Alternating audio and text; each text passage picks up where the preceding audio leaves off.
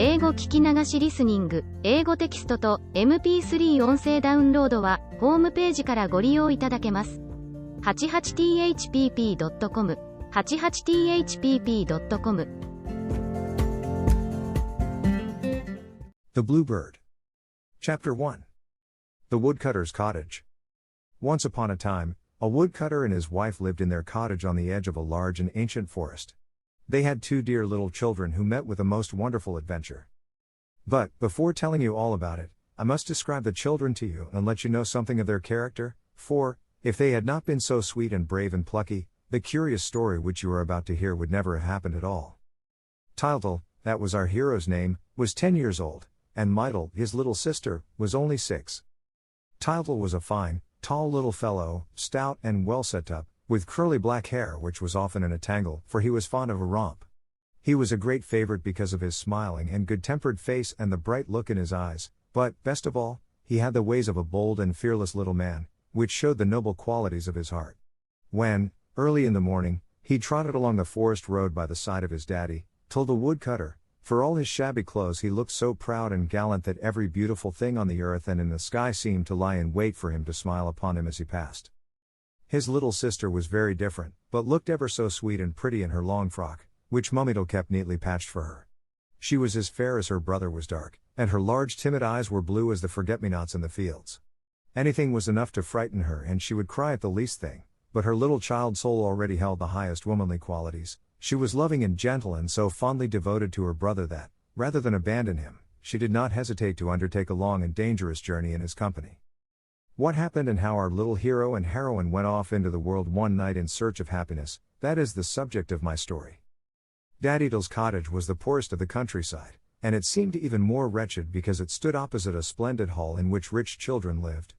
From the windows of the cottage you could see what went on inside the hall when the dining room and drawing rooms were lit up in the evening. And, in the daytime, you saw the little children playing on the terraces, in the gardens and in the hothouses which people came all the way from town to visit because they were always filled with the rarest flowers. Now, one evening which was not like other evenings, for it was Christmas Eve, Mummy put her little ones to bed and kissed them even more lovingly than usual. She felt a little sad because, owing to the stormy weather, Daddy Tyl was not able to go to work in the forest, and so she had no money to buy presents with which to fill Tyltyl and Mytyl's stockings. The children soon fell asleep, everything was still and silent and not a sound was heard but the purring of the cat, the snoring of the dog and the ticking of the great-grandfather's clock. But suddenly a light as bright as day crept through the shutters, the lamp upon the table lit again of itself and the 2 children awoke, yawned, rubbed their eyes, stretched out their arms in bed and Tyltyl, in a cautious voice called. "Mytyl?" "Yes, Tyltyl?" was the answer. "Are you asleep?" "Are you?" "No," said Tyltyl. "How can I be asleep, when I'm talking to you?"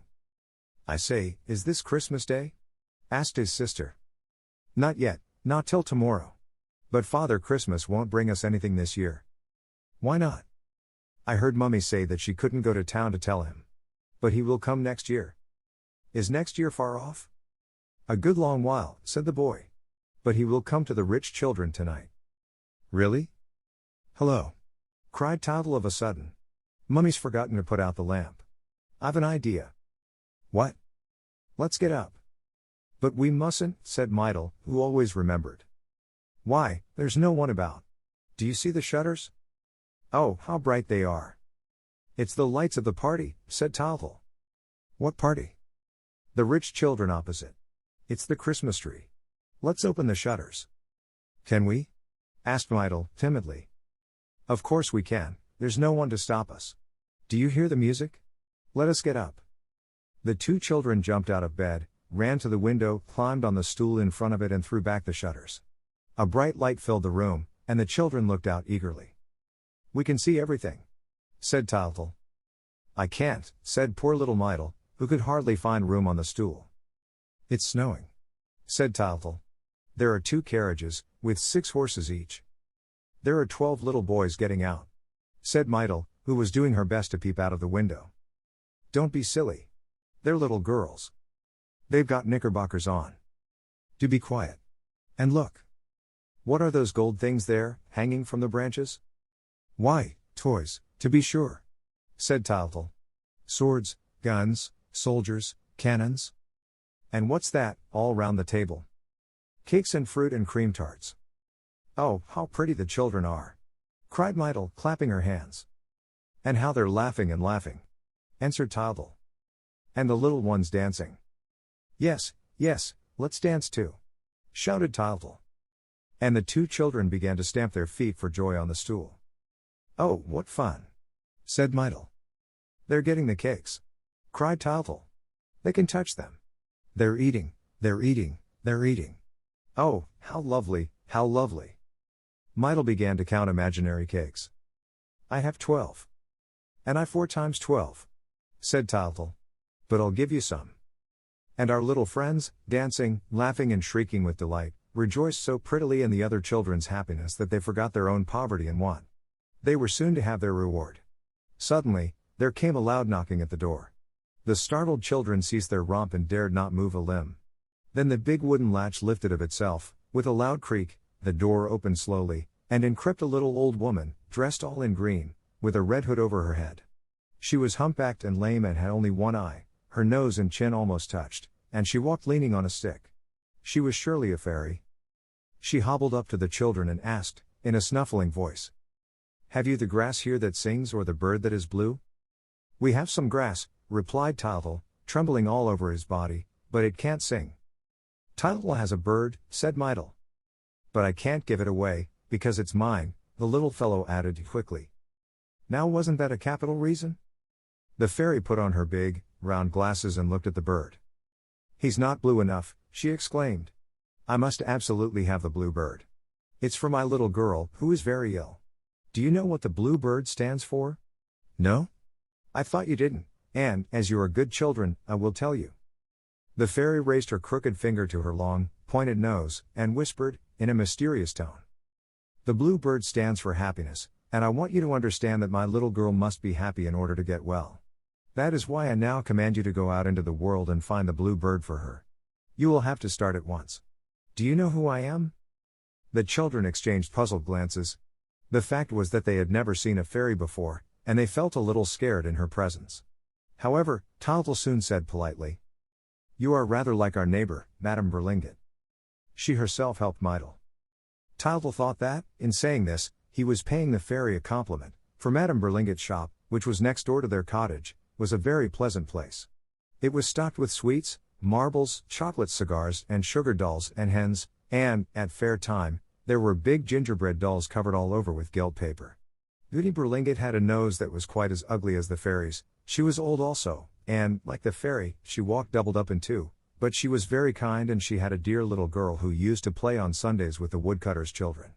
Unfortunately, the poor little pretty, fair-haired thing was always suffering from some unknown complaint, which often kept her in bed. When this happened, she used to beg and pray for Tildal's dove to play with, but Tildal was so fond of the bird that he would not give it to her. All this, thought the little boy, was very like that which the fairy told him, and that was why he called her Berlingot. Much to his surprise, the fairy turned crimson with rage. It was a hobby of hers to be like nobody, because she was a fairy and able to change her appearance, from one moment to the next, as she pleased. That evening, she happened to be ugly and old and humpbacked. She had lost one of her eyes, and 2 lean wisps of gray hair hung over her shoulders. What do I look like? She asked Tildal. Am I pretty or ugly? Old or young? Her reason for asking these questions was to try the kindness of the little boy. He turned away his head and dared not say what he thought of her looks. Then she cried. I am the fairy Berloon. Oh, that's all right, answered Tildal, who, by this time, was shaking in every limb. This satisfied the fairy, and, as the children were still in their nightshirts, she told them to get dressed. She herself helped Myrtle and, while she did so, asked, Where are your father and mother? In there, said Tildal, pointing to the door on the right. They're asleep. And your granddad and granny? They're dead. And your little brothers and sisters? Have you any? Oh, yes, 3 little brothers, said Tildal. And 4 little sisters, added Myrtle. Where are they? Asked the fairy. They are dead, too, answered Tildal.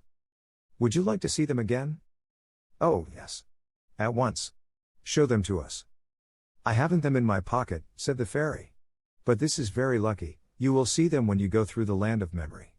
It's on the way to the Blue Bird, just on the left, past the 3rd turning. What were you doing when I knocked? We were playing at eating cakes, said Tiltle. Have you any cakes? Where are they? In the house of the rich children. Come and look, it's so lovely. And Tiltle dragged the fairy to the window. But it's the others who are eating them, said she. Yes, but we can see them eat, said Tiltle. Aren't you cross with them? What for? For eating all the cakes. I think it's very wrong of them not to give you any. Not at all, they're rich. I say, isn't it beautiful over there? It's just the same here, only you can't see. Yes, I can, said Tiltle. I have very good eyes. I can see the time on the church clock, and Daddy can't. The fairy suddenly grew angry. I tell you that you can't see, she said. And she grew angrier and angrier. As though it mattered about seeing the time on the church clock. Of course, the little boy was not blind, but, as he was kind-hearted and deserved to be happy, she wanted to teach him to see what is good and beautiful in all things.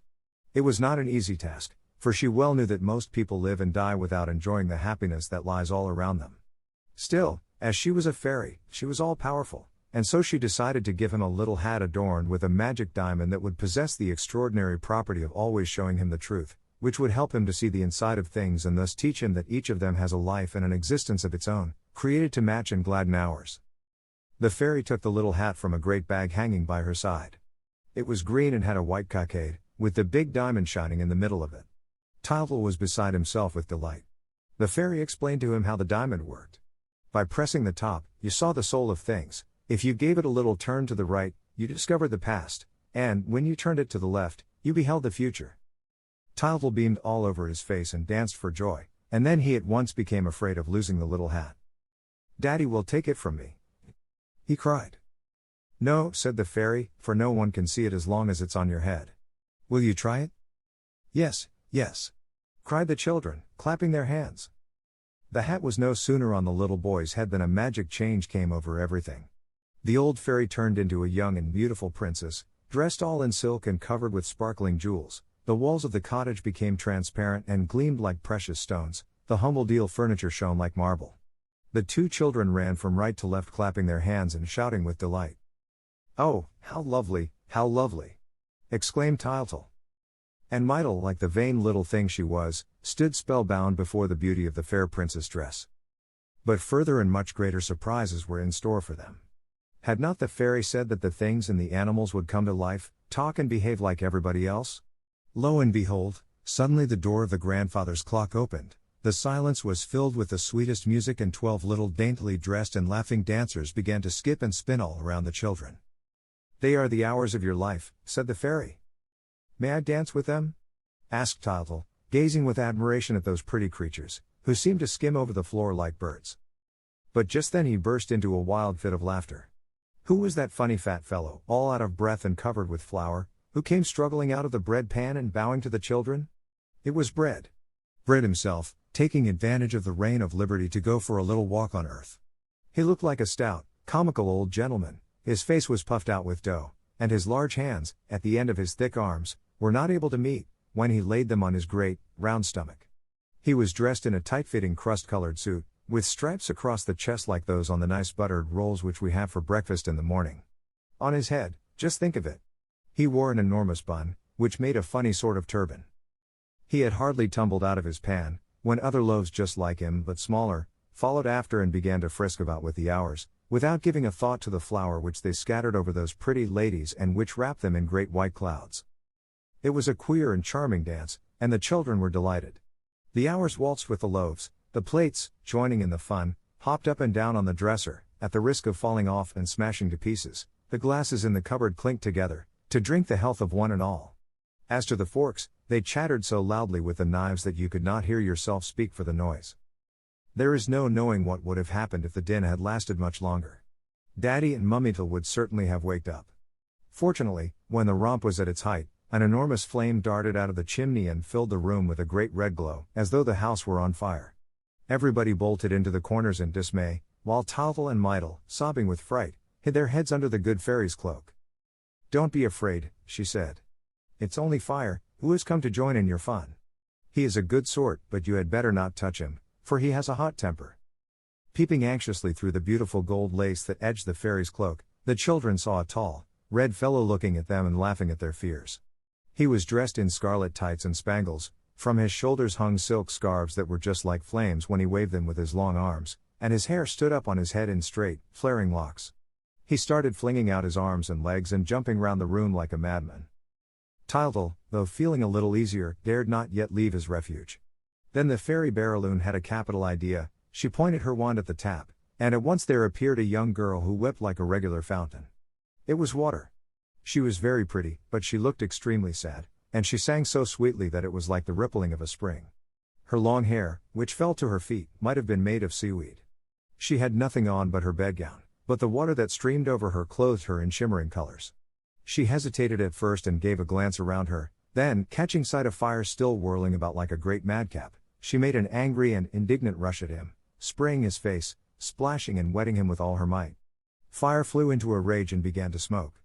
Nevertheless, as he found himself suddenly thwarted by his old enemy, he thought it wiser to retire to a corner. Water also beat a retreat, and it seemed as though peace would be restored once more. The two children, at last recovering from their alarm, were asking the fairy what was going to happen next, when a startling noise of breaking crockery made them look round towards the table. What a surprise! The milk jug lay on the floor, smashed into 1,000 fragments, and from the pieces rose a charming lady, who gave little screams of terror and clasped her hands and turned up her eyes with a beseeching glance. Tyltyl hastened to console her, for he at once knew that she was milk, and, as he was very fond of her, he gave her a good kiss. She was as fresh and pretty as a little dairymaid, and a delicious scent of hay came from her white frock all covered with cream. Meanwhile, Mydle was watching the sugar loaf, which also seemed to be coming to life. Packed in its blue paper wrapper, on a shelf near the door, it was swaying from left to right and from right to left without any result. But at last a long thin arm was seen to come out, followed by a peaked head, which split the paper, and by another arm and 2 long legs that seemed never to end. Oh, you should have seen how funny Sugar looked, so funny, indeed, that the children could not help laughing in his face. And yet they would have liked to be civil to him, for they heard the fairy introducing him in these words. This, Tyltyl, is the soul of Sugar. His pockets are crammed with sugar and each of his fingers is a sugar stick. How wonderful to have a friend all made of sugar, off whom you can bite a piece whenever you feel inclined. Bo, wow, wow. Good morning. Good morning, my little god. At last we can talk. Bark and wag my tail as I might, you never understood. I love you. I love you. Who can this extraordinary person be, who jostles everybody and fills the house with his noisy gaiety? We know him at once.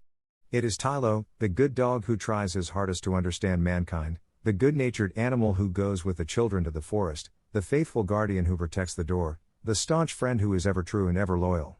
Here he comes walking on his hind paws, as on a pair of legs too short for him, and beating the air with the 2 others, making gestures like a clumsy little man. He has not changed, he still has his smooth, mustard-colored coat and his jolly bulldog head, with the black muzzle, but he is much bigger and then he talks. He talks as fast as he can, as though he wanted in one moment to avenge his whole race, which has been doomed to silence for centuries. He talks of everything, now that he is at last able to explain himself, and it is a pretty sight to see him kissing his little master and mistress and calling them his little gods. He sits up, he jumps about the room, knocking against the furniture, upsetting Mydle with his big soft paws, lolling his tongue, wagging his tail and puffing and panting as though he were out hunting. We at once see his simple, generous nature. Persuaded of his own importance, he fancies that he alone is indispensable in the new world of things. After making all the fuss he wanted of the children, he started going the round of the company, distributing the attentions which he thought that none could do without.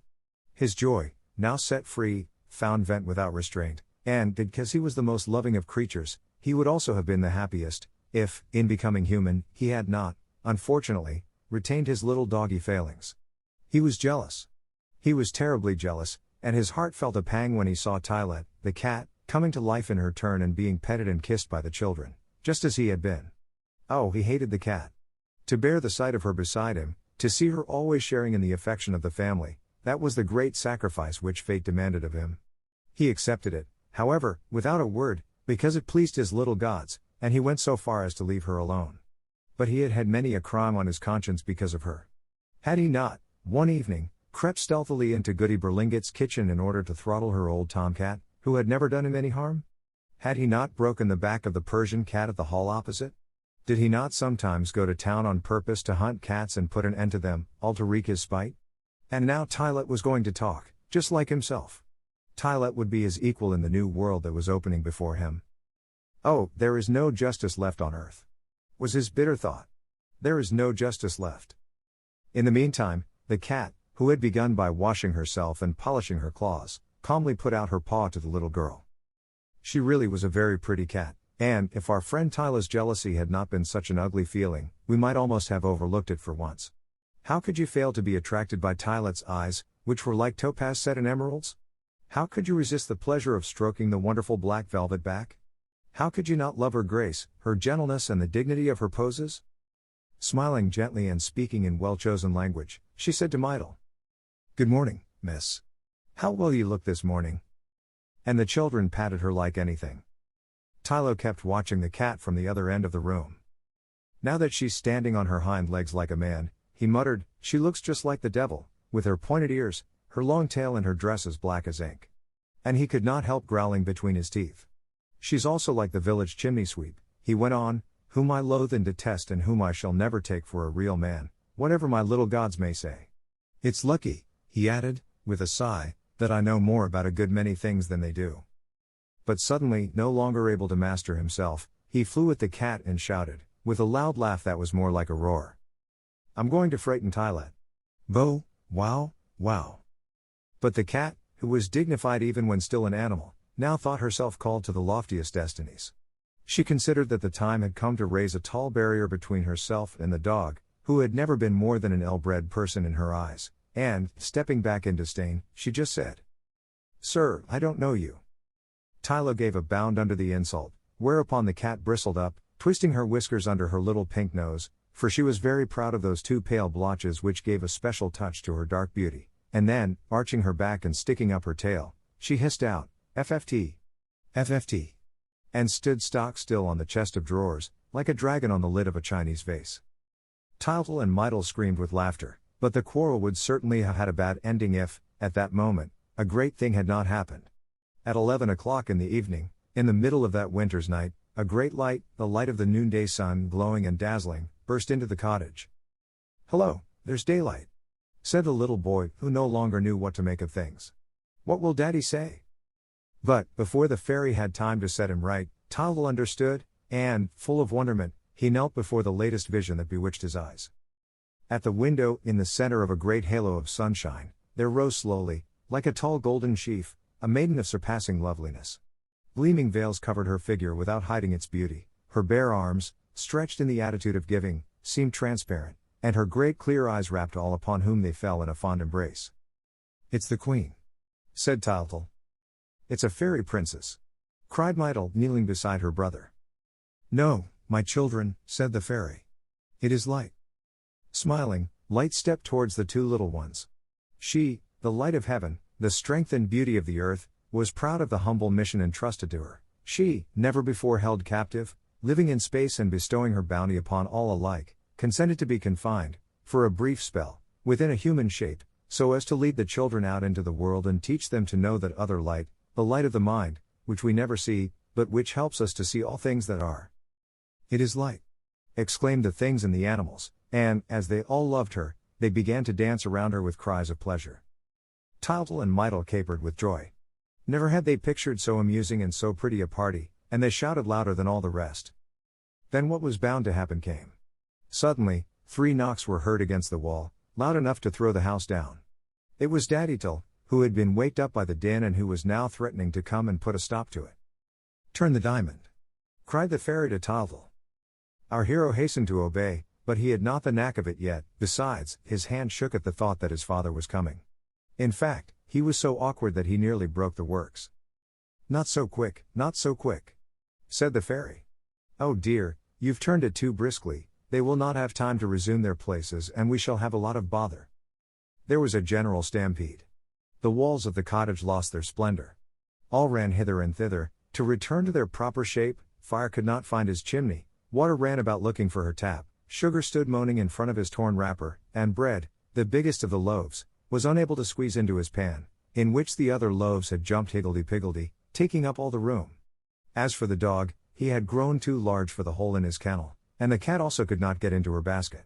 The hours alone, who were accustomed always to run faster than man wished, had slipped back into the clock without delay.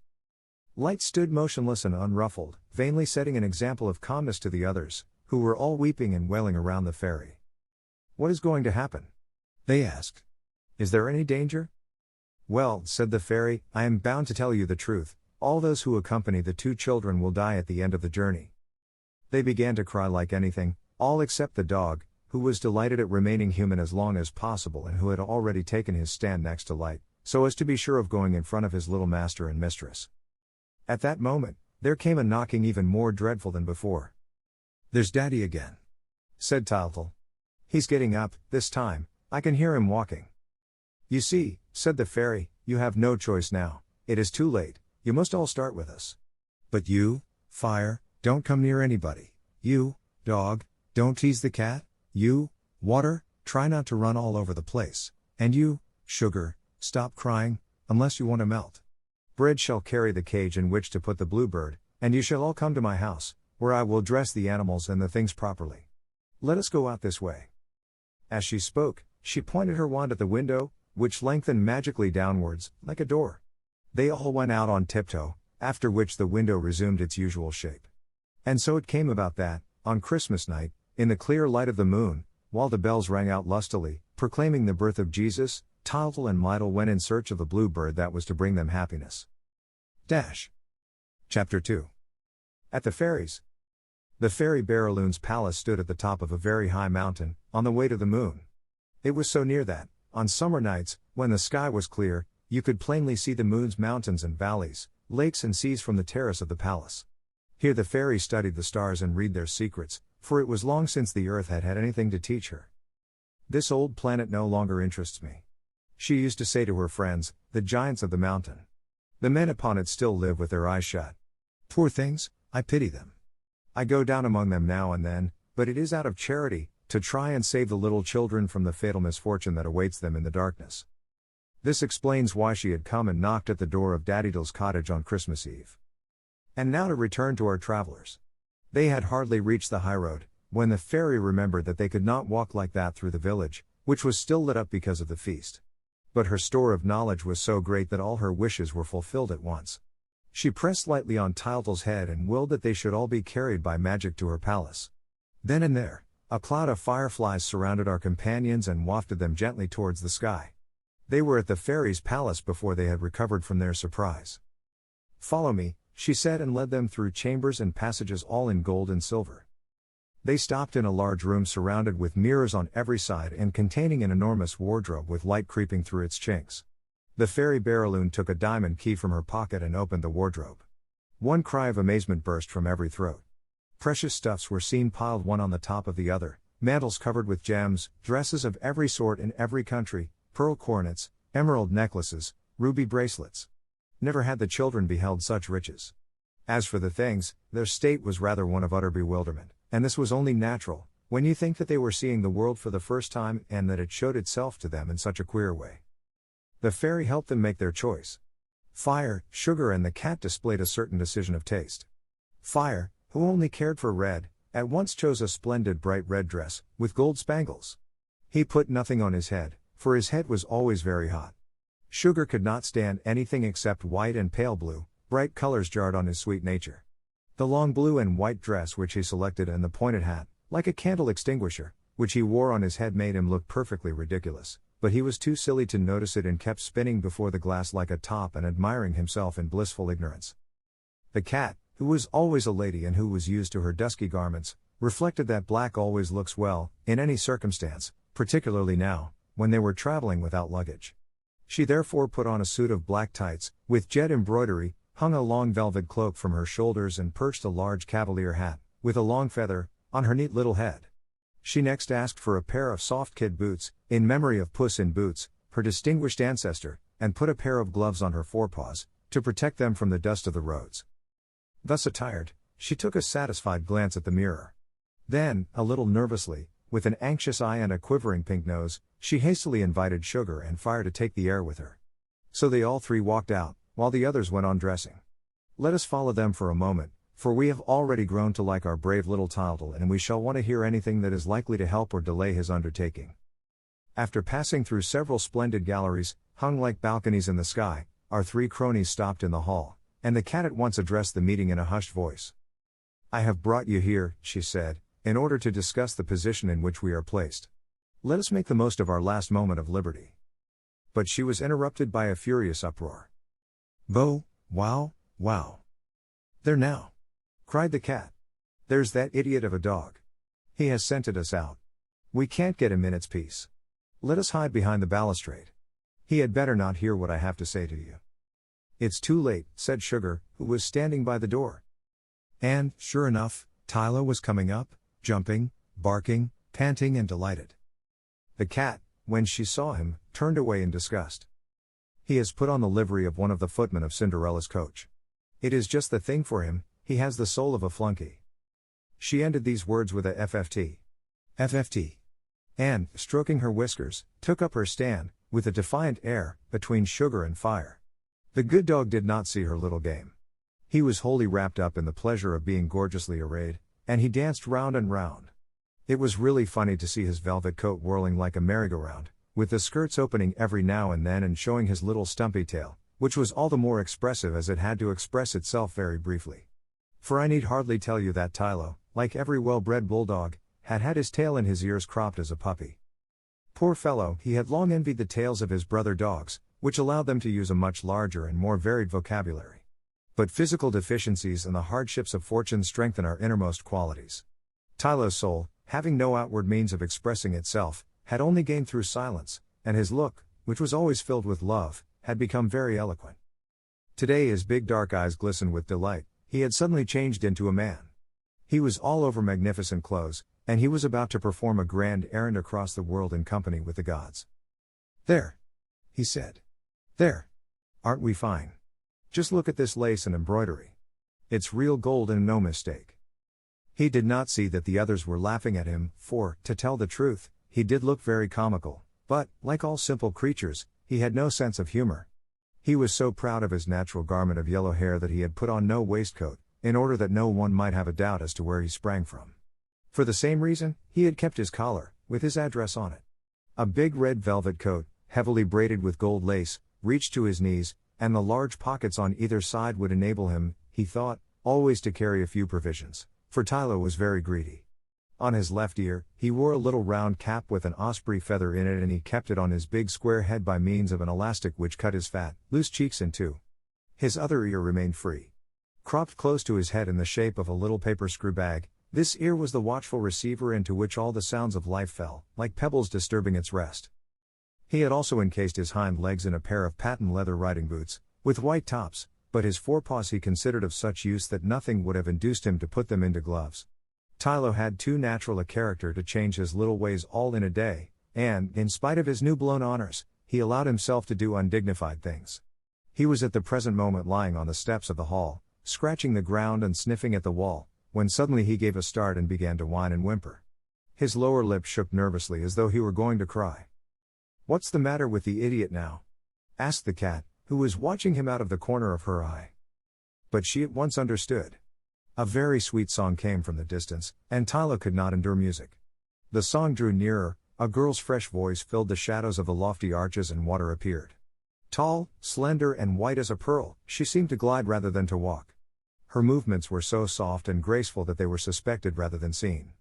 A beautiful silvery dress waved and floated around her, and her hair decked with corals flowed below her knees.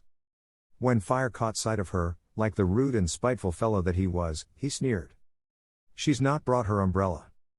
But Water, who was really quite witty and who knew that she was the stronger of the two, chaffed him pleasantly and said, with a glance at his glowing nose, "I beg your pardon? I thought you might be speaking of a great red nose I saw the other day." The others began to laugh and poke fun at Fire, whose face was always like a red-hot coal. Fire angrily jumped to the ceiling, keeping his revenge for later. Meanwhile, the cat went up to Water, very cautiously, and paid her ever so many compliments on her dress.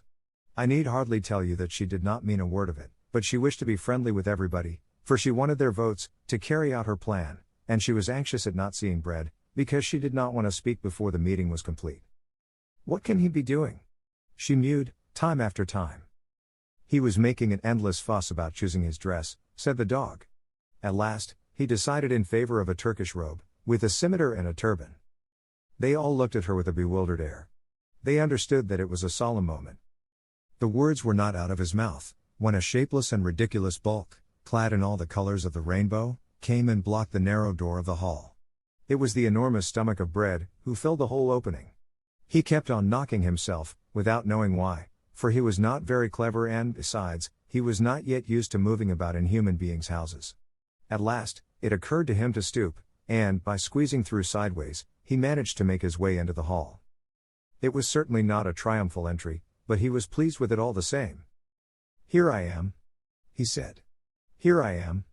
I have put on Bluebeard's finest dress. What do you think of this?" The dog began to frisk around him. He thought Bread magnificent. That yellow velvet costume, covered all over with silver crescents, reminded Tylo of the delicious horseshoe rolls which he loved, and the huge, gaudy turban on Bread's head was really very like a fairy bun. "How nice he looks!" he cried. "How nice he looks!" Bread was shyly followed by Milk.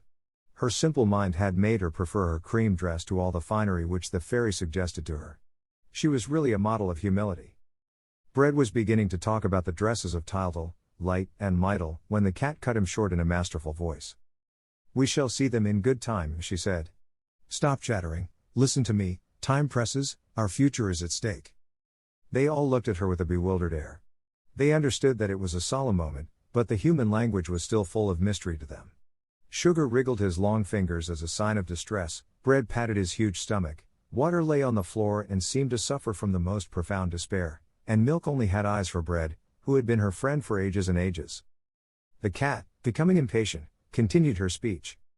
"The fairy has just said it, the end of this journey will, at the same time, mark the end of our lives. It is our business, therefore, to spin the journey out as long as possible and by every means in our power." Bread, who was afraid of being eaten as soon as he was no longer a man, hastened to express approval, but the dog, who was standing a little way off, pretending not to hear, began to growl deep down in his soul. He well knew what the cat was driving at, and, when Tylette ended her speech with the words, "We must at all costs prolong the journey and prevent Blue Bird from being found, even if it means endangering the lives of the children," the good dog, obeying only the promptings of his heart, leapt at the cat to bite her. Sugar, Bread, and Fire flung themselves between them. "Order! Order!" said Bread pompously. "I'm in the chair at this meeting." "Who made you chairman?" stormed Fire. "Who asked you to interfere?" asked Water, whirling her wet hair over Fire. "Excuse me," said Sugar, shaking all over, in conciliatory tones. "Excuse me. This is a serious moment. Let us talk things over in a friendly way." "I quite agree with Sugar and the cat," said Bread, as though that ended the matter. "This is ridiculous," said the dog, barking and showing his teeth. "There is man and that's all. We have to obey him and do as he tells us. I recognize no one but him. Hurrah for man. Man forever. In life or death, all for man. Man is everything." But the cat's shrill voice rose above all the others. She was full of grudges against man and she wanted to make use of the short spell of humanity which she now enjoyed to avenge her whole race. "All of us here present," she cried, "animals, things, and elements, possess a soul which man does not yet know. That is why we retain a remnant of independence, but, if he finds the Blue Bird, he will know all, he will see all, and we shall be completely at his mercy. Remember the time when we wandered at liberty upon the face of the earth." But, suddenly her face changed, her voice sank to a whisper and she hissed, "Look out! I hear the fairy and Light coming. I need hardly tell you that Light has taken sides with man and means to stand by him. She is our worst enemy. Be careful." But our friends had had no practice in trickery and, feeling themselves in the wrong, took up such ridiculous and uncomfortable attitudes that the fairy, the moment she appeared upon the threshold, exclaimed, "What are you doing in that corner? You look like a pack of conspirators." Quite scared and thinking that the fairy had already guessed their wicked intentions, they fell upon their knees before her. Luckily for them, the fairy hardly gave a thought to what was passing through their little minds. She had come to explain the first part of the journey to the children and to tell each of the others what to do. Tyltyl and Mytyl stood hand in front of her, looking a little frightened and a little awkward in their fine clothes.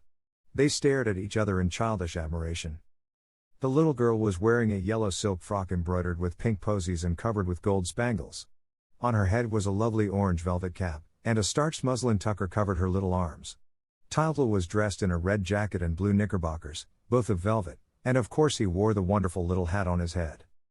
Delighted with the importance of his duty, undid the top of his robe, drew his scimitar and cut 2 slices out of his stomach. The fairy said to them, "It is just possible that the blue bird is hiding at your grandparents in the land of memory, so you will go there first." "But how shall we see them, if they are dead?" asked Tyltyl. Then the good fairy explained that they would not be really dead until their grandchildren ceased to think of them. "Men do not know this secret," she added.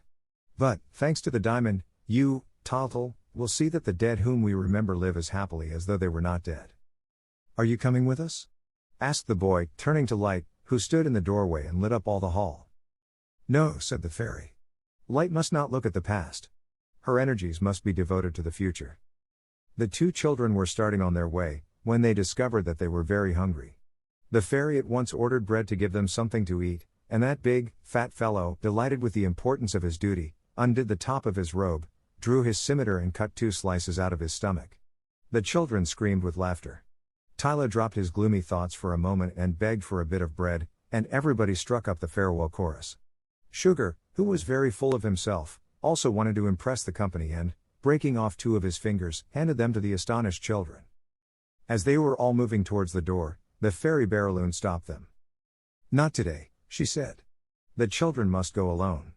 It would be indiscreet to accompany them. They are going to spend the evening with their late family. Come, be off. Goodbye, dear children, and mind that you are back in good time, it is extremely important." Sugar also wanted to impress the company and, breaking off 2 of his fingers, handed them to the astonished children. The 2 children took each other by the hand and, carrying the big cage, passed out of the hall, and their companions, at a sign from the fairy, filed in front of her to return to the palace. Our friend Tyltyl was the only one who did not answer to his name. The moment he heard the fairy say that the children were to go alone, he had made up his mind to go and look after them, whatever happened, and, while the others were saying goodbye, he hid behind the door. But the poor fellow had reckoned without the all-seeing eyes of the fairy Barraloon. "Tyltyl!" she cried. "Tyltyl! Here!" And the poor dog, who had so long been used to obey, dared not resist the command and came, with his tail between his legs, to take his place among the others. He howled with despair when he saw his little master and mistress swallowed up in the great gold staircase. Chapter 3. The Land of Memory.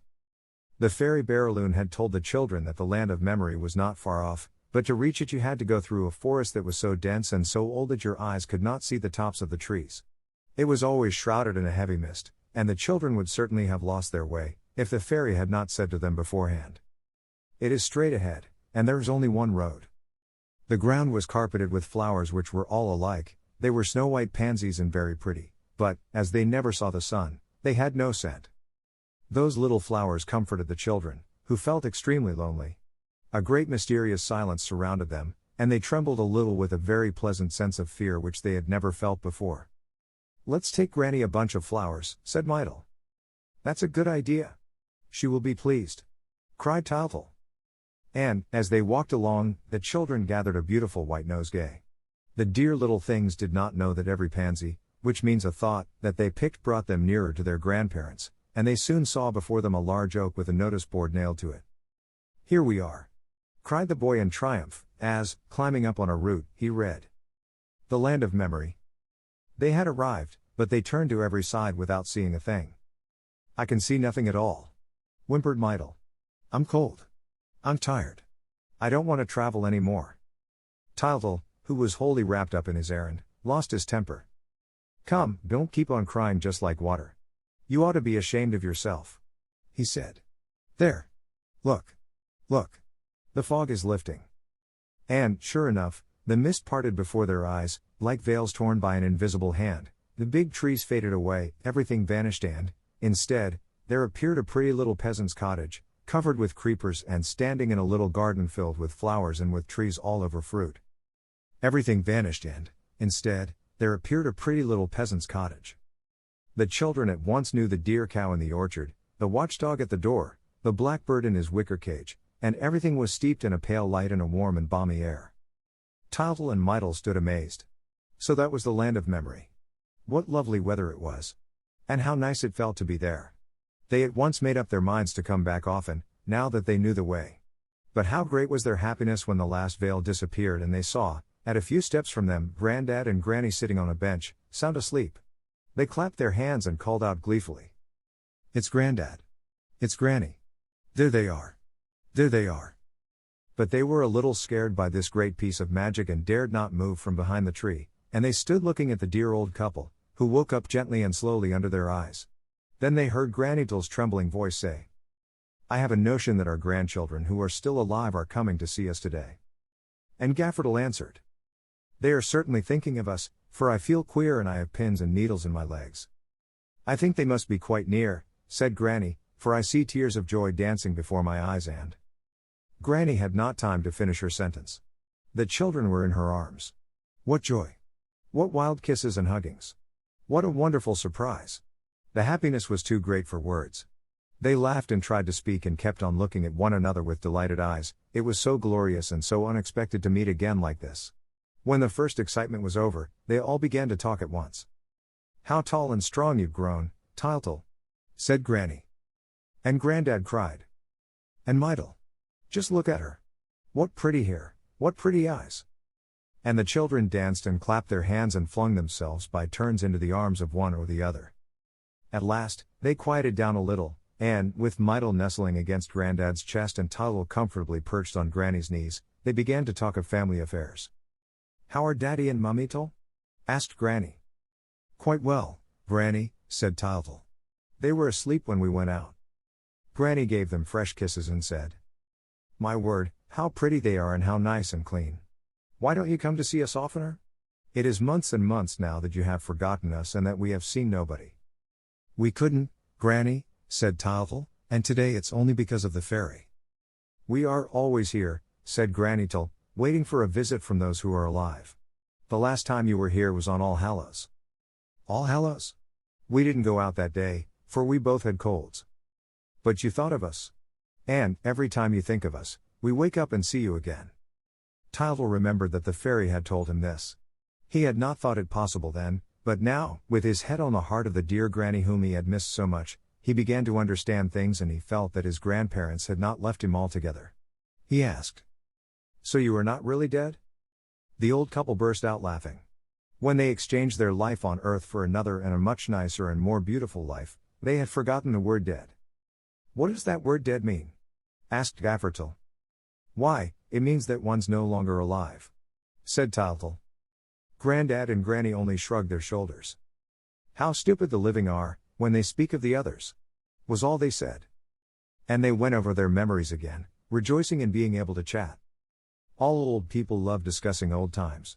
The future is finished, as far as they are concerned, and so they delight in the present and the past. But we are growing impatient, like Tyltyl, and, instead of listening to them, we will follow our little friend's movements. He had jumped off Granny's knees and was poking about in every corner, delighted at finding all sorts of things which he knew and remembered. "Nothing has changed, everything is in its old place," he cried. And, as he had not been to the old people's home for so long, everything struck him as much nicer, and he added, in the voice of one who knows, only everything is prettier. "Hello, there's the clock with the big hand which I broke the point off and the hole which I made in the door, the day I found Grandad's gimlet." "Yes, you've done some damage in your time," said Grandad. "And there's the plum tree which you were so fond of climbing, when I wasn't looking." Meantime, Tyltyl was not forgetting his errand. "You haven't the bluebird here by chance, I suppose?" At the same moment, Mytyl, lifting her head, saw a cage. "Hello, there's the old blackbird. Does he still sing?" As she spoke, the blackbird woke up and began to sing at the top of his voice. "You see," said Granny, "as soon as one thinks of him." Tyltyl was simply amazed at what he saw. "But he's blue," he shouted. "Why, that's the bird, the blue bird. He's blue, blue, blue as a blue glass marble. Will you give him to me?" The grandparents gladly consented, and, full of triumph, Tyltyl went and fetched the cage which he had left by the tree. He took hold of the precious bird with the greatest of care, and it began to hop about in its new home. "How pleased the fairy will be," said the boy, rejoicing at his conquest. "And light too." "Come along," said the grandparents. "Come and look at the cow and the bees." As the old couple were beginning to toddle across the garden, the children suddenly asked if their little dead brothers and sisters were there too. At the same moment, 7 little children, who, up to then, had been sleeping in the house, came tearing like mad into the garden. Tyltyl and Mytyl ran up to them. They all hustled and hugged one another and danced and whirled about and uttered screams of joy. Here they are, said Granny. As soon as you speak of them, they are there, the imps. Tyltyl caught a little one by the hair. Hello, Pierrot. So we're going to fight again, as in the old days. And Robert. I say, Jean, what's become of your top? Madeleine and Pierrette and Pauline. And here's Riquette. Mytyl laughed. Riquette's still crawling on all fours. Tyltyl noticed a little dog yapping around them. There's Kiki, whose tail I cut off with Pauline's scissors. He hasn't changed either. No, said Gaffertyl, in a voice of great importance, nothing changes here. But, suddenly, amid the general rejoicings, the old people stopped spellbound. They had heard the small voice of the clock indoors strike 8. The grandparents and grandchildren sat down to supper. How's this? They asked. It never strikes nowadays. That's because we no longer think of the time, said Granny. Was anyone thinking of the time? Yes, I was, said Tyltyl. So it's 8 o'clock? Then I'm off, for I promised Light to be back before 9. He was going for the cage, but the others were too happy to let him run away so soon. It would be horrid to say goodbye like that. Granny had a good idea. She knew what a little glutton Tyltyl was. It was just supper time and, as luck would have it, there was some capital cabbage soup and a beautiful plum tart. Well, said our hero, as I've got the bluebird. And cabbage soup is a thing you don't have every day.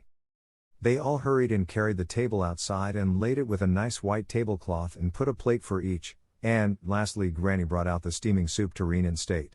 The lamp was lit and the grandparents and grandchildren sat down to supper, jostling and elbowing one another and laughing and shouting with pleasure.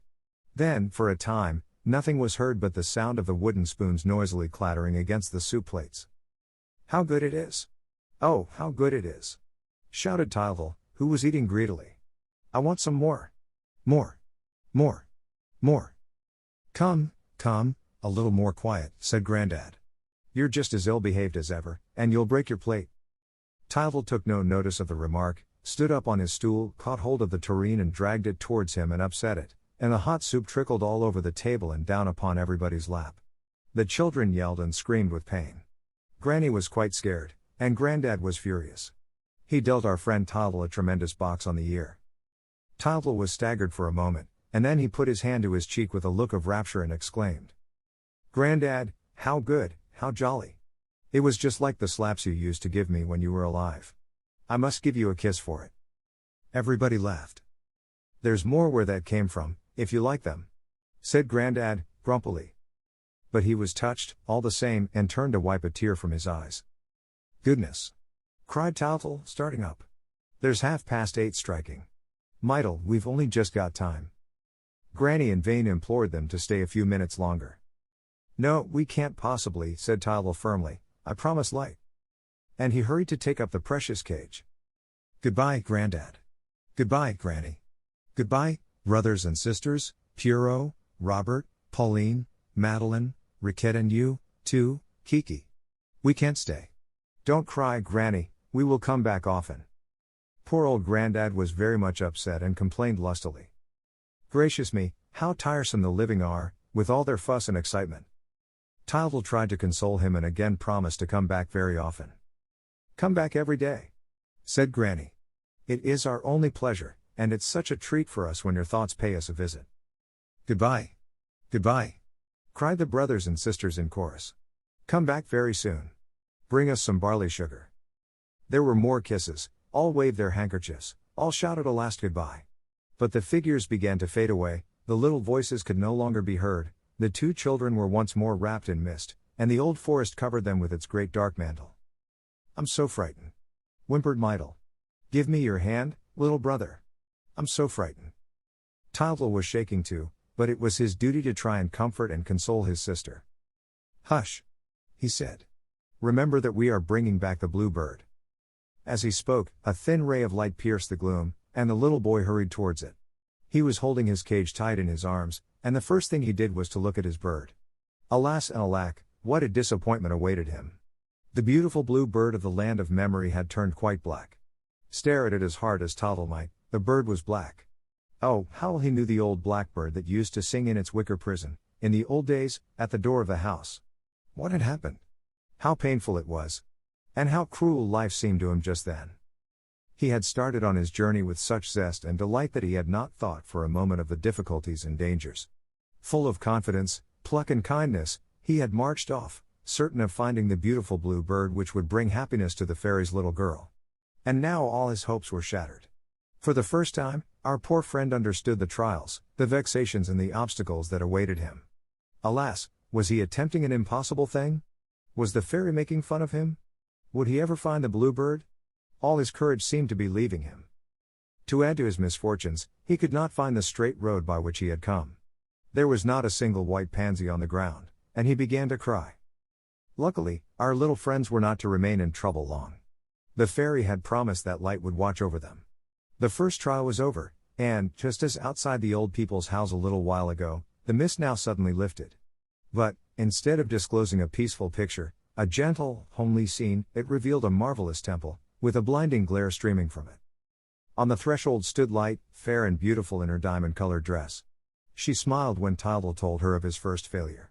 She knew what the little ones were seeking, she knew everything. For Light surrounds all mortals with her love, though none of them is fond enough of her ever to receive her thoroughly and thus to learn all the secrets of truth. Now, for the first time, thanks to the diamond which the fairy had given to the boy, she was going to try and conquer a human soul. "Do not be sad," she said to the children. "Are you not pleased to have seen your grandparents? Is that not enough happiness for one day? Are you not glad to have restored the old blackbird to life? Listen to him singing."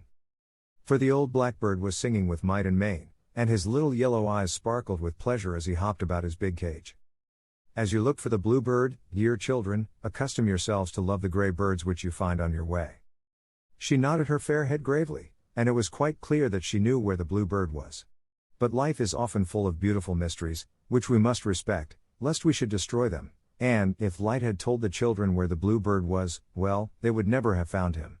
I will tell you why at the end of this story. And now let us leave our little friends to sleep on beautiful white clouds under Light's watchful care. Chapter 4. The Palace of Night. Some time after, the children and their friends met at the first dawn to go to the Palace of Night, where they hoped to find the blue bird. Several of the party failed to answer to their names when the roll was called. Milk, for whom any sort of excitement was bad, was keeping her room. Water sent an excuse, she was accustomed always to travel in a bed of moss, was already half dead with fatigue and was afraid of falling ill. As for Light, she had been on bad terms with Night since the world began, and Fire, as a relation, shared her dislike. Light kissed the children and told Tyler the way, for it was his business to lead the expedition, and the little band set out upon its road. You can imagine dear Tyler trotting ahead, on his hind legs, like a little man, with his nose in the air, his tongue dangling down his chin, his front paws folded across his chest. He fidgets, sniffs about, runs up and down, covering twice the ground without minding how tired it makes him. He is so full of his own importance that he disdains the temptations on his path, he neglects the rubbish heaps, pays no attention to anything he sees and cuts all his old friends. Poor Tylo. He was so delighted to become a man, and yet he was no happier than before. Of course, life was the same to him, because his nature had remained unchanged. What was the use of his being a man, if he continued to feel and think like a dog? In fact, his troubles were increased 100-fold by the sense of responsibility that now weighed upon him. "Ah!" he said, with a sigh, for he was joining blindly in his little God search, without for a moment reflecting that the end of the journey would mean the end of his life. "Ah," he said, "if I got hold of that rascal of a blue bird, trust me, I wouldn't touch him even with the tip of my tongue, not if he were as plump and sweet as a quail." Bread followed solemnly, carrying the cage, the two children came next, and Sugar brought up the rear. But where was the cat? To discover the reason of her absence, we must go a little way back and read her thoughts.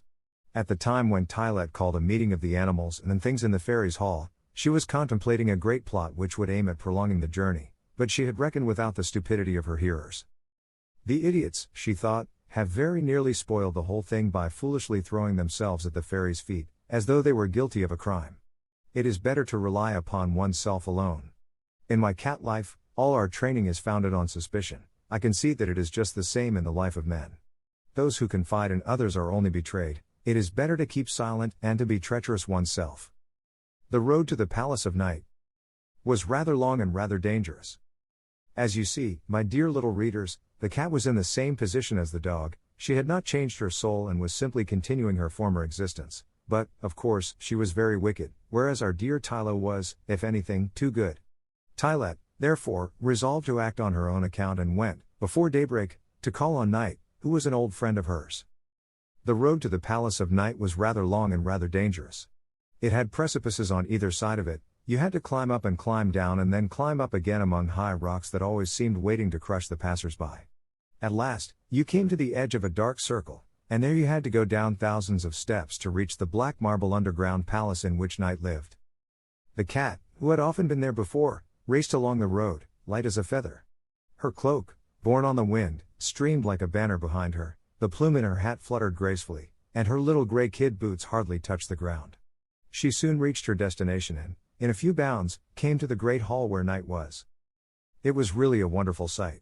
Night, stately and grand as a queen, reclined upon her throne. She slept, and not a glimmer, not a star twinkled around her. But we know that the night has no secrets for cats and that their eyes have the power of piercing the darkness. So Tylette saw Night as though it were broad daylight. Before waking her, she cast a loving glance at that motherly and familiar face.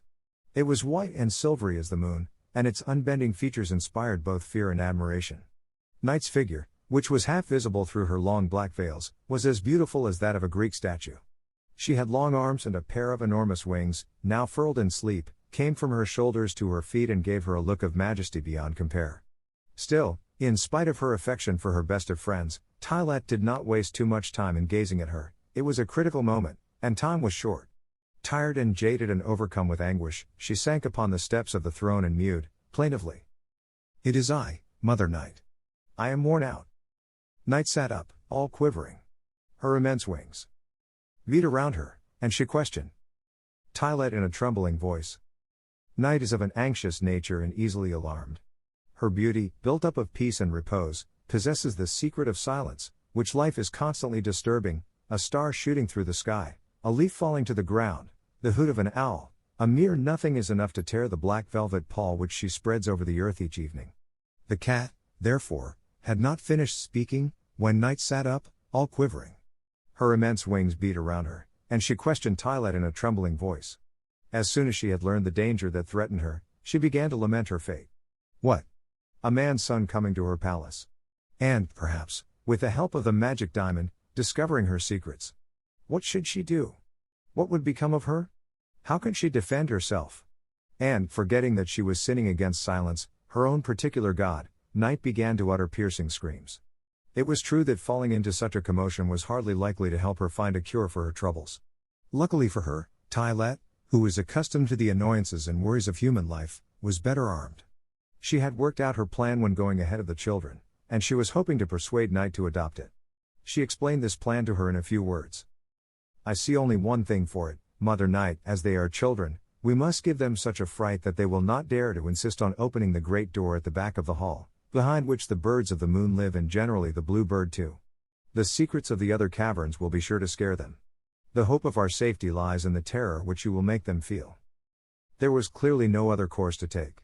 But Night had not time to reply, for she heard a sound. Then her beautiful features contracted, her wings spread out angrily, and everything in her attitude told Tylette that Night approved of her plan. "Here they are!" cried the cat. The little band came marching down the steps of Night's gloomy staircase.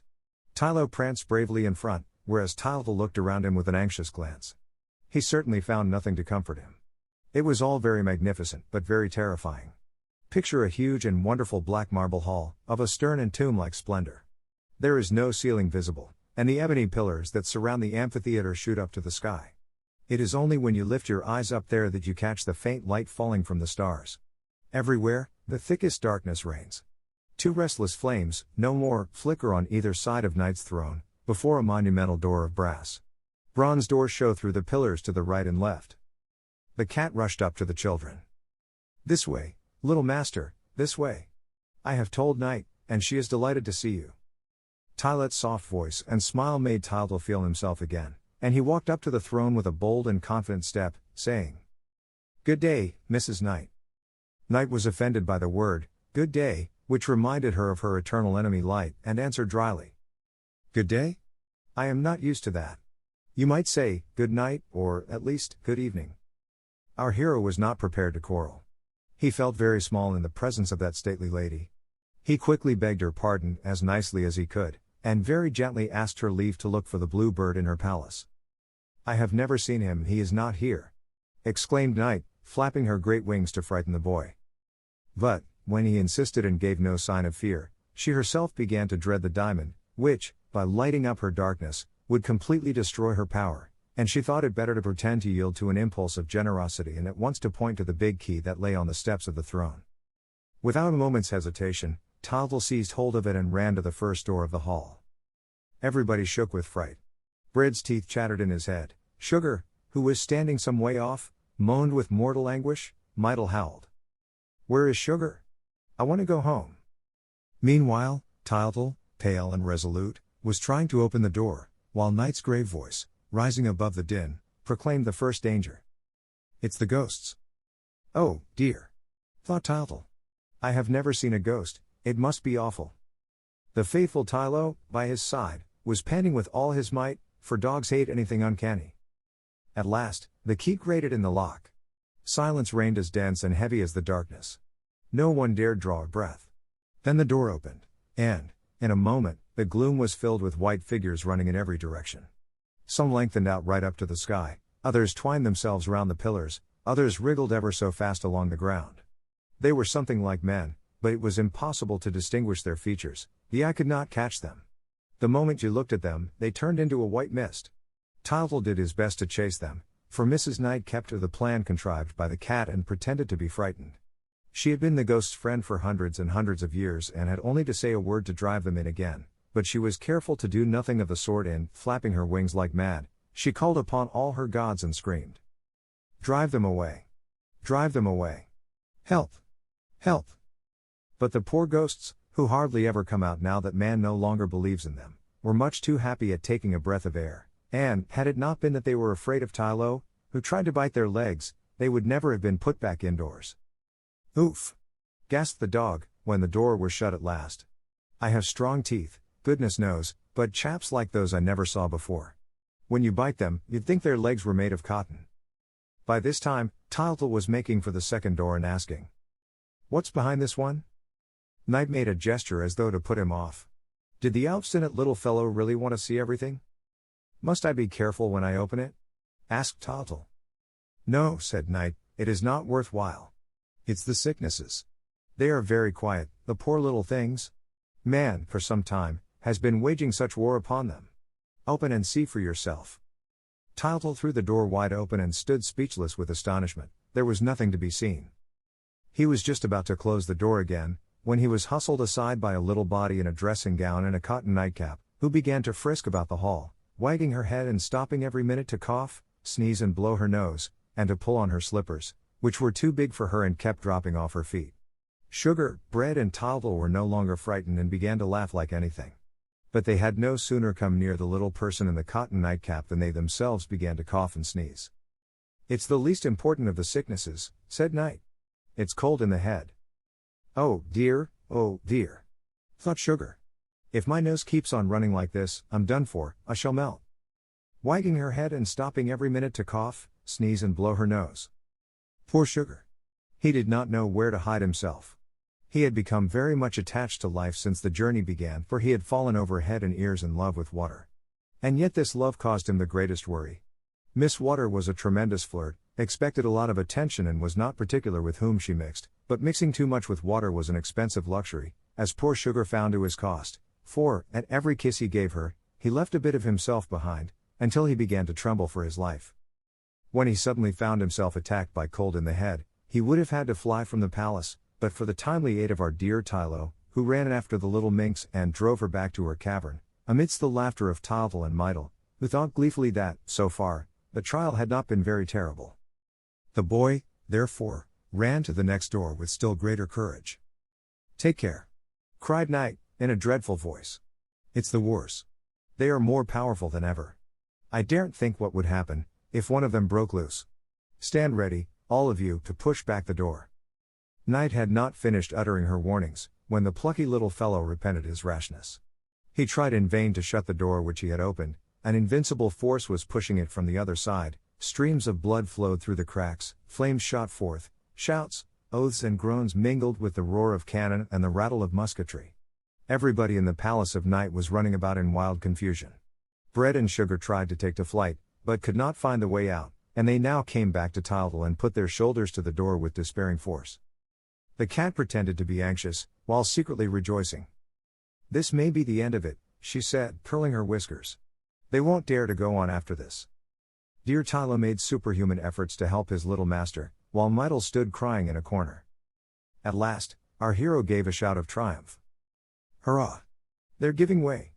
Victory! Victory! The door is shut!" At the same time, he dropped on the steps, utterly exhausted, dabbing his forehead with his poor little hands which shook with terror. "Well?" asked Night, harshly. "Have you had enough? Did you see them?" "Yes, yes," replied the little fellow, sobbing. "They are hideous and awful. I don't think they have the blue bird." "You may be sure they haven't," answered Night, angrily. "If they had, they would eat him at once. You see, there is nothing to be done." Tyltyl drew himself up proudly. "I must see everything," he declared. "Light said so." "It's an easy thing to say," retorted Night, "when one's afraid and stays at home." "Let us go to the next door," said Tyltyl, resolutely. "What's in here?" "This is where I keep the shades and the terrors." Tyltyl reflected for a minute. "As far as shades go," he thought, "Mrs. Night is poking fun at me. It's more than an hour since I've seen anything but shade in this house of hers, and I shall be very glad to see daylight again. As for the terrors, if they are anything like the ghosts, we shall have another good joke." Our friend went to the door and opened it, before his companions had time to protest. For that matter, they were all sitting on the floor, exhausted with the last fright, and they looked at one another in astonishment, glad to find themselves alive after such a scare. Meanwhile, Tyltyl threw back the door and nothing came out. "There's no one there," he said. "Yes, there is. Yes, there is. Look out," said Night, who was still shamming fright. She was simply furious. She had hoped to make a great impression with her terrors, and, lo and behold, the wretches, who had so long been snubbed by man, were afraid of him. She encouraged them with kind words and succeeded in coaxing out a few tall figures covered with grey veils. They began to run all around the hall until, hearing the children laugh, they were seized with fear and rushed indoors again. The attempt had failed, as far as Night was concerned, and the dread hour was about to strike. Already, Tyltyl was moving towards the big door at the end of the hall. A few last words took place between them. "Do not open that one," said Night, in awestruck tones. "Why not?" "Because it's not allowed. Then it's here that the blue bird is hidden. Go no farther, do not tempt fate, do not open that door." "But why?" again asked Tyltyl, obstinately. Thereupon, Night, irritated by his persistency, flew into a rage, hurled the most terrible threats at him, and ended by saying, "Not one of those who have opened it, were it but by a hair's breadth, has ever returned alive to the light of day.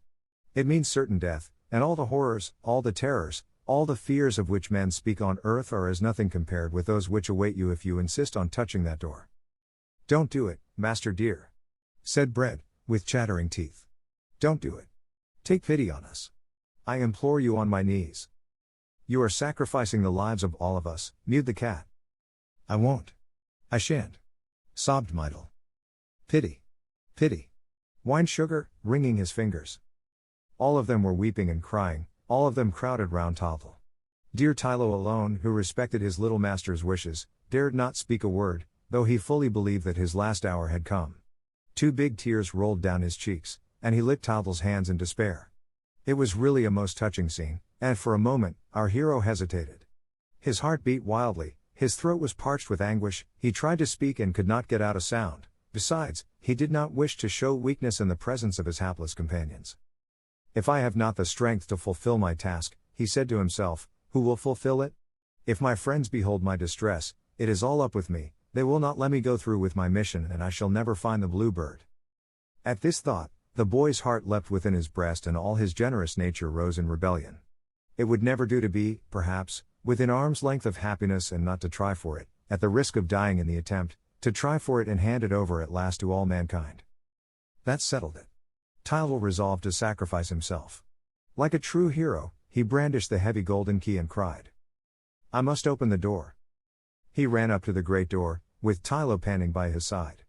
The poor dog was half dead with fright, but his pride and his devotion to Tylo obliged him to smother his fears. "I shall stay," he said to his master, "I'm not afraid. I shall stay with my little god." In the meantime, all the others had fled. Bread was crumbling to bits behind a pillar, Sugar was melting in a corner with Mydle in his arms, Knight and the cat, both shaking with fury, kept to the far end of the hall.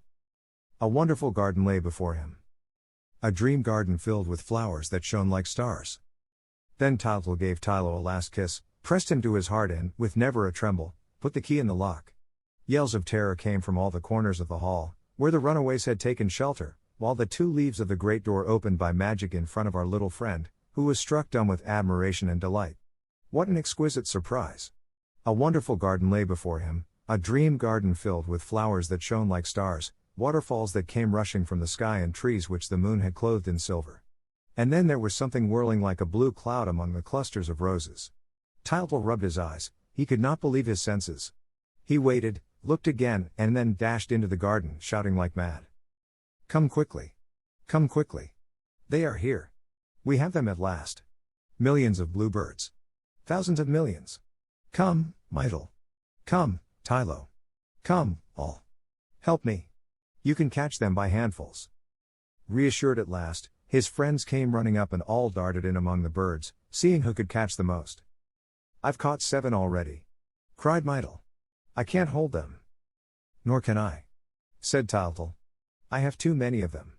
They're escaping from my arms. Tylo has some too. Let us go out, let us go. Light is waiting for us. How pleased she will be. This way, this way." And they all danced and scampered away in their glee, singing songs of triumph as they went. Knight and the cat, who had not shared in the general rejoicing, crept back anxiously to the great door, and Knight whimpered. "Haven't they got him?" "No," said the cat, who saw the real blue bird perched high up on a moonbeam. "They could not reach him, he kept too high." Our friends in all haste ran up the numberless stairs between them and the daylight. Each of them hugged the birds which he had captured, never dreaming that every step which brought them nearer to the light was fatal to the poor things, so that, by the time they came to the top of the staircase, they were carrying nothing but dead birds. Light was waiting for them anxiously. "Well, have you caught him?" she asked. Yes, said Tylo. "Lots of them.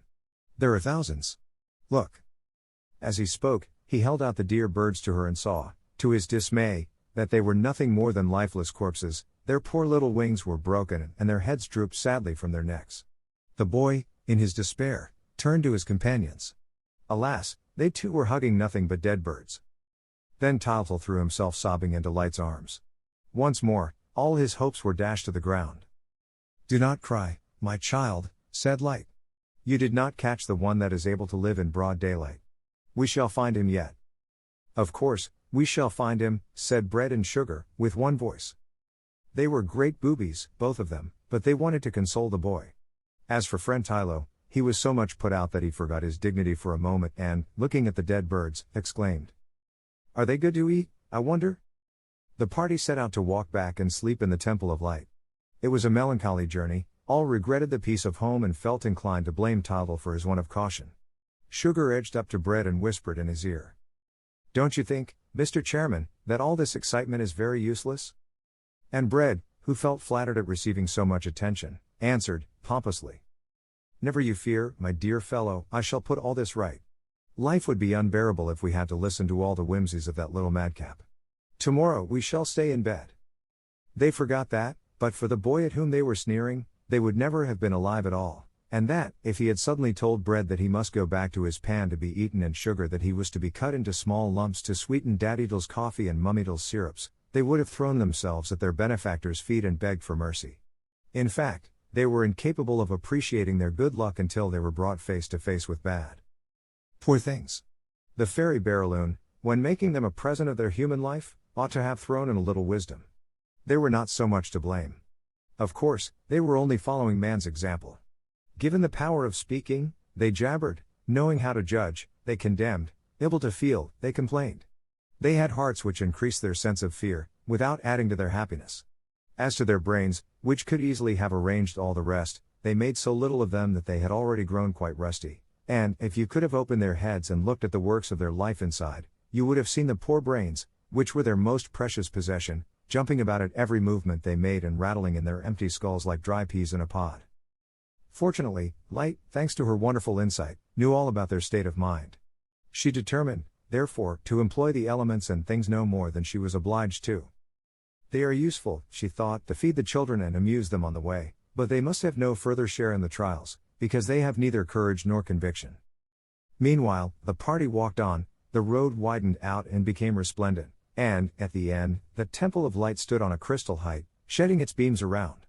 The tired children made the dog carry them pick-a-back by turns, and they were almost asleep when they reached the shining steps.